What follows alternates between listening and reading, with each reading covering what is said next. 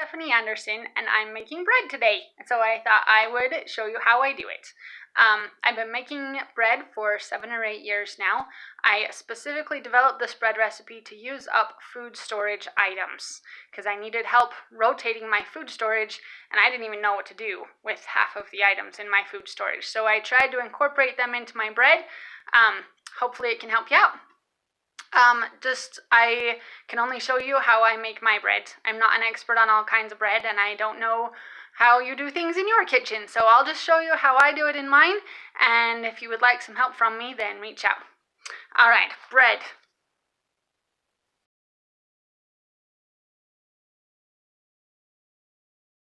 Find my own, and I like the hard white wheat. I think the flavor is better than the red wheat, but if all you have is red wheat, you can use that too. We're going to measure 6 cups into this bowl. And I don't measure exactly, I just kind of shake it off.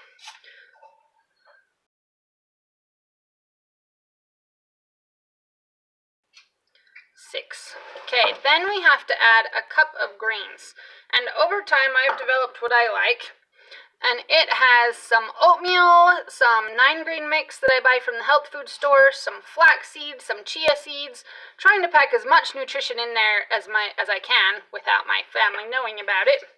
But if all you have is plain old oatmeal, that is perfect. Especially if you have a can of oatmeal that looks like this. See how it says 2008? Yeah, oatmeal does not taste good after it's been stored for even over a year. It'll taste horribly stale. No one will want to eat it. So this is the perfect use for it. Throw it in your bread. It'll taste great.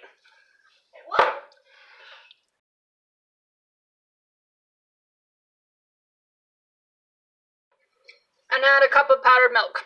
Now this powdered milk, I have no idea what brand it is. It came out of the basement of my mother-in-law's house, where it had sat for, I would not be surprised, probably 30 years. And it's fine. It works great in my bread. No one knows. So if you have some powdered milk that's been around for a couple decades, this is the perfect use for it. Now adding a cup won't get it up to 5 cups. After I get it all mixed up here, I'll still be short of my 5 cups. So what I like to do is fill the rest with vinegar. Now if you have new powdered milk, that'll work too. Or if, gasp, you actually have real milk you want to use, and you can spare 5 cups for bread, that is great too. That'll work just fine, and you don't even have to add the vinegar. But, so I'm going to add enough vinegar to get it up to 5 cups here. And then add it to my grain mixture, and it looks all gross and lumpy. So nasty. This is gonna make some great bread. And then we mix it all up.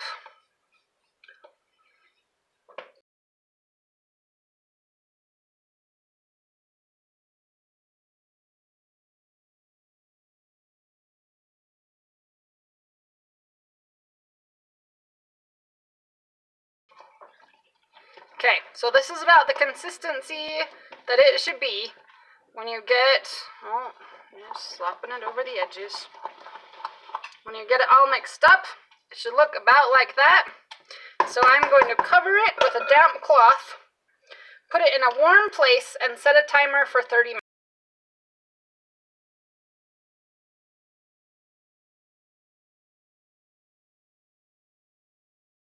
It's been about 15 minutes since we set our wheat to soak. Now we're going to start our yeast. I use an active dry yeast, which looks like this. If you have instant yeast, it'll look like this. See how it's a lot finer? If you have instant yeast, you don't have to do this step. You can just add your yeast with the flour later. That we're going to add more flour later. You can add it with that. But I use the active dry yeast. I'm just old-fashioned, and I actually like the flavor better. Different yeasts have different flavors, and I like this flavor better. So if you're using active dry yeast, it needs to be proofed, which is what we're going to do now. So I've got half a cup of warm water here. I didn't heat it, I just used the hottest water I could get out of the tap. I'm going to add a tablespoon of sugar, and 4.5 teaspoons of active dry yeast. I'm gonna mix it up a little here. And then I'm gonna go put it in the same warm place that my flour has been sitting and soaking.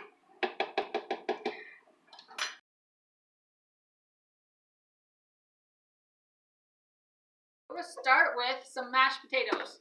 And if you have leftover mashed potatoes, that's great. I'm using 12-year-old potato flakes, which I have just made by heating up water in the microwave, and they're gonna work great. So add the mashed potatoes. I mean, if you have, good potatoes, you can use those too, but why waste them on your bread? 12-year-old potato flakes work so well. Okay, next ingredient is applesauce. If you have some old applesauce that your grandma gave you that's been sitting in your pantry for 10 years and you don't know what to do with it, this is what you should do with it. If it's fermented, that's great. If it tastes yucky, that's great. If it's moldy, don't use it. But if it's runny or yucky, perfect. Use it up in your bread. Okay, milk.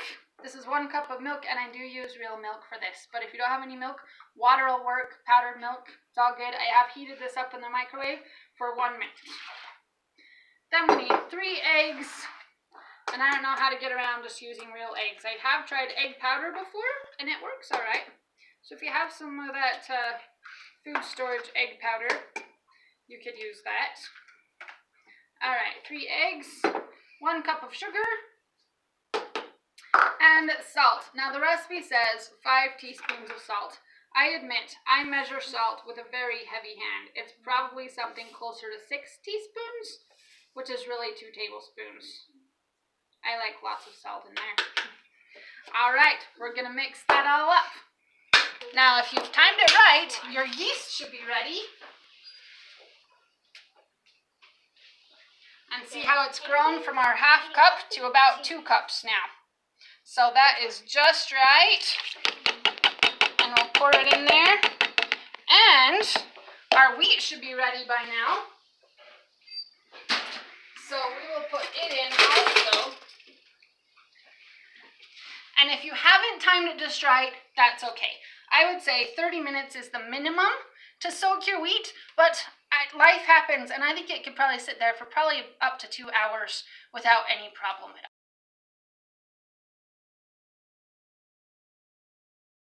We make bread without a bosh. I mean, what would our great-grandmothers think of us thinking we couldn't make a bread without a bosh?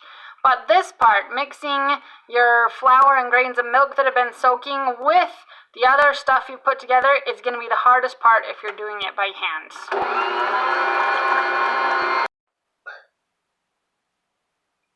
Alright, my bosh has mixed this together for me, and I've let it go for a few minutes to try and raise the gluten. Now, I highly suggest that you remove your beaters and replace them with the dough hook.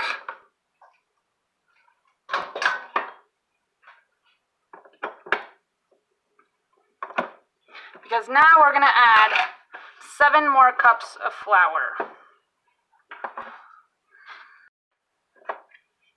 I've added my 7 cups of flour, and we're going to let the bosh knead it for us.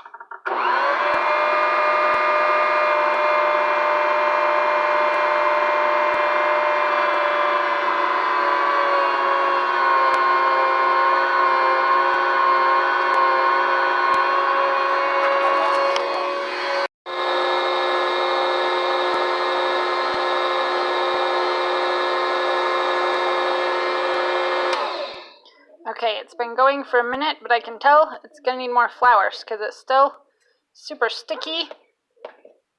So we're going to add another cup of flour here.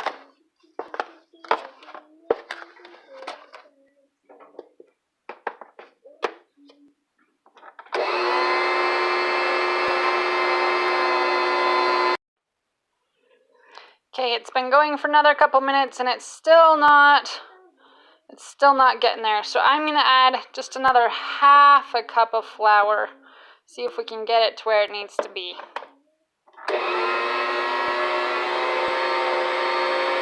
It should start pulling away from the sides and kind of trying to climb out of the bowl is what I'm looking for. When it starts to kind of build up in the middle. So we're starting to get a little bit of that now. That's what I'm watching for.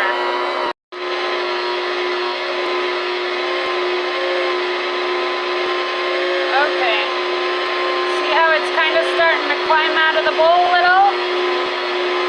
That means we're ready to go on to the next step.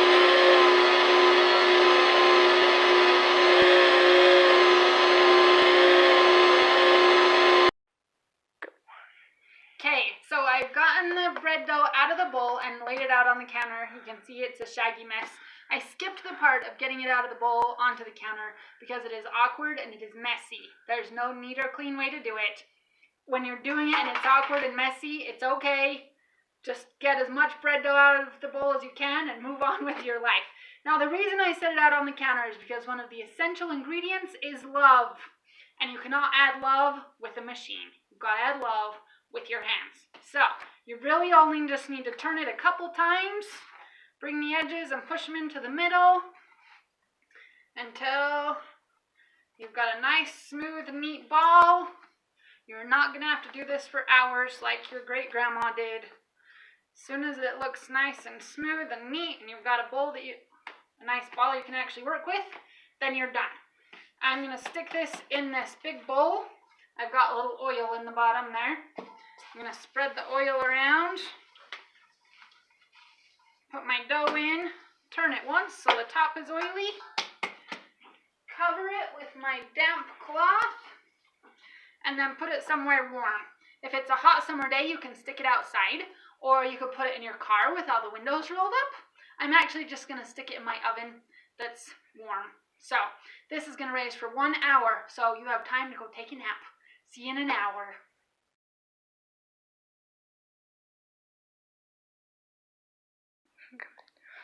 Okay, it's been about an hour, and you can see our dough has risen, so it fills the bowl all the way up now. And it's clear full of air. That's my favorite part.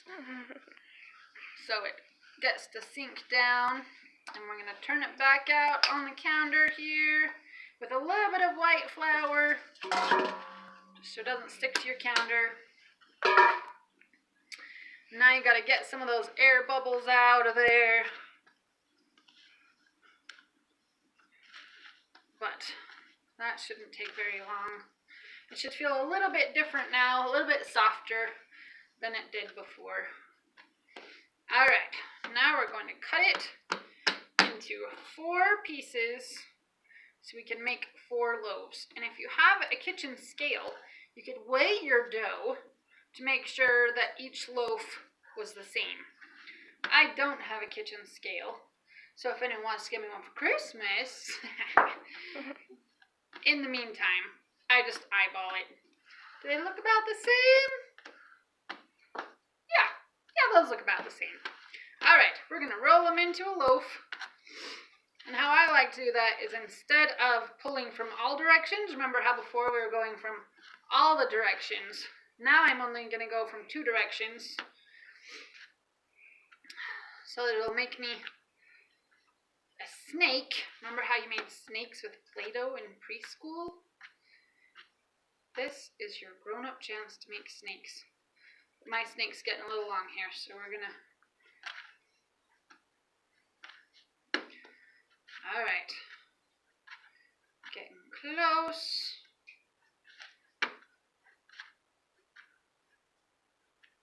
And it doesn't have to be perfect. I mean, the more careful you are, the prettier your bread will be. But it'll still taste good, even if it's not pretty. Alright, there we go. And I'm going to stick it in my pan. I've already sprayed these pans with cooking spray.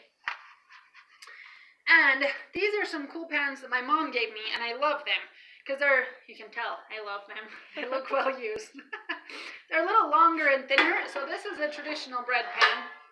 And you can see that it's a little shorter and fatter, and you can totally use one of these. That's fine. I love these because I get more slices out of a loaf, and the slices will actually fit in the toaster, which is pretty cool. But if you want to use these, that's just fine. It might affect your cooking time just a little bit because your loaf is going to be fatter. it'll work just fine. All right, Jen, you can.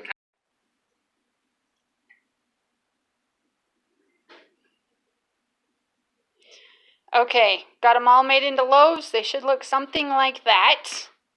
I'm actually just going to stick them in my warmer drawer here. Ooh, that's not clean.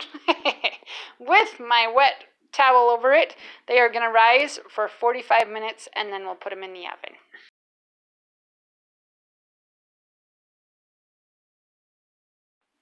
Start. Okay, it's been 45 minutes and our bread has been rising. And whoo, it looks so good. It should be about as big as you expect the finished loaf of bread to be. So we're going to stick them in the oven here. Very carefully. If you jar them too much, they'll fall. So be gentle putting your bread in the oven. And it should be already heated. I don't know how long your oven takes to heat up, but make sure it's all the way up to temperature before you put your bread in. So plan ahead. Alright, so I like to cook mine at convection bake 375 for 35 minutes. Now, in my other house, in my oven, I could cook my bread for 25 minutes at 350. In this oven, I have to cook it for 35 minutes at 375. So it might take some practice to know how long your oven needs to cook. Okay, there you go. 4 beautiful loaves of bread out of the oven. I like to put a little butter on top. And my favorite thing to use is just an old butter wrapper. But there you go. Your loaves of bread are beautiful. Good work. Let me know if you have any questions.